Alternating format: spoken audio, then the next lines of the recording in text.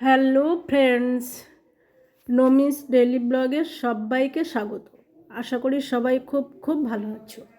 আমিও খুব ভালো আছি। আজকে আমি একটা সিম্পল রেসিপি নিয়ে চলে এলাম, পুঁই মেটলি চচ্চড়ি। প্রথমে দেখো, মেটলিটাকে আমি ভালো করে সেদ্ধ করে নিলাম।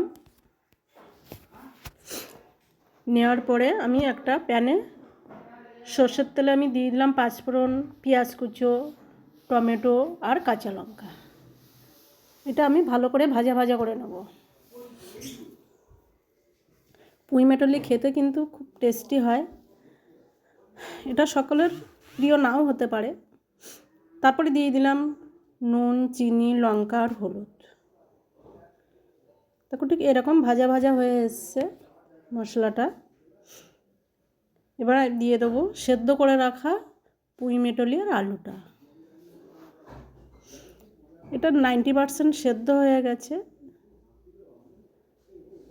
এটা খেতে কিন্তু দারুণ টেস্টি হয়। এটা তোমরাও বাড়িতে ট্রাই করতে পারো। আমিষ নিরামিষ সব রকমভাবে খাওয়া যায়। কত সুন্দরভাবে দেখো তেল ছেড়ে এসছে, একটু আমি জল দিইনি। রেসিপিটা কেমন হলো সবাই লাইক করবে, কমেন্ট করবে, সাবস্ক্রাইব করা অনুরোধ রইল। ঠিক এইভাবে আমি রান্নাটা করলাম।